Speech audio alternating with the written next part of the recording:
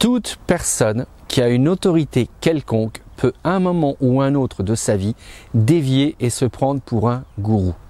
Ceci va des parents qui peuvent se prendre pour des gourous envers leurs enfants, comme d'un patron qui peut devenir un véritable gourou envers ses employés, comme des pasteurs qui peuvent être véritablement des gourous.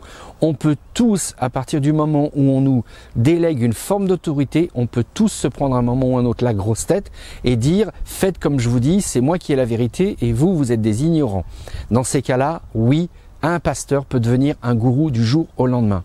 La question n'est pas de savoir pourquoi est-ce qu'il dévie en tant que gourou, la question c'est de savoir pourquoi les gens donnent du crédit à des pasteurs qui dévient et qui vont vers une démarche de gourou. Eh bien moi je crois qu'il faut regarder du côté de la psychologie humaine. Ça va peut-être vous surprendre, mais moi je suis convaincu que celles et ceux qui transforment les pasteurs en gourous, c'est parce qu'ils ont besoin d'avoir une autorité au-dessus d'eux qui leur disent les règles du bien et du mal. Et ça, c'est une démarche, on appelle ça en analyse transactionnelle, la démarche du parent qui est la norme, le bien, le mal, et de l'enfant qui se lie affectivement au parent qui définit la règle du bien et du mal.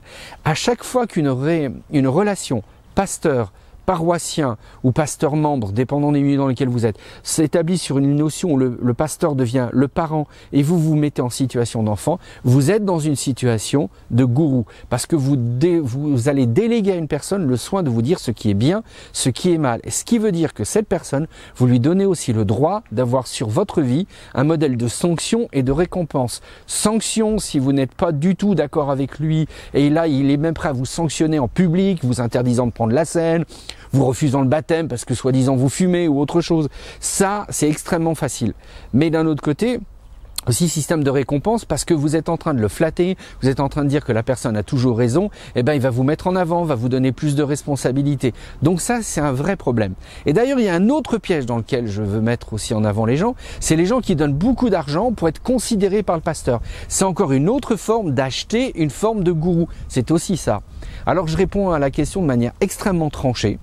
Toute personne qui a une fonction d'autorité et dont il utilise cette autorité pour dominer sur son prochain, quel qu'il soit, alors cette personne est un gourou. À partir du moment où vous avez un pasteur qui vous dit que vous avez le droit de ceci ou pas de cela, que s'il ne va pas avaliser votre relation avec telle personne pour vous marier ou refuser de vous marier parce que vous avez couché ensemble ou autre, ce ne sont pas des pasteurs, ce sont des gens qui agissent comme des gourous.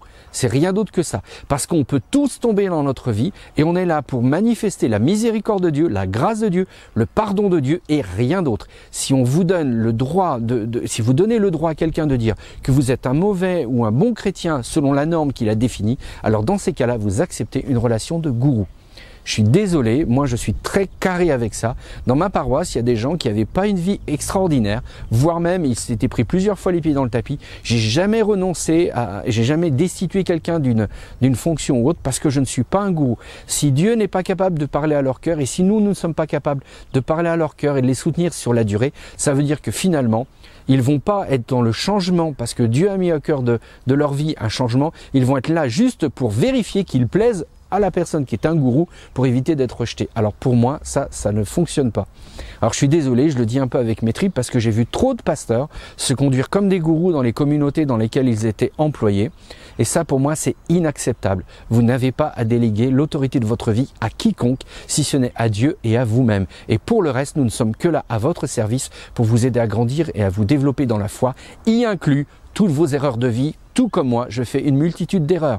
Mais voilà, nous sommes appelés à nous aimer les uns les autres et pas nous sanctionner les uns les autres au profit d'une soi-disant personne qui aurait l'autorité. Désolé, j'ai peut-être été un peu long, j'ai peut-être été un peu direct, mais ça c'est un sujet qui me tient à cœur parce que je souffre beaucoup trop de voir des chrétiens blessés, des chrétiens et chrétiennes d'ailleurs blessés par des pasteurs qui sincèrement se prennent plus pour des gourous et non pas des serviteurs de tous. Et là, il faudrait peut-être remettre de temps en temps les pendules à l'heure. Bon, allez, je vous dis à demain.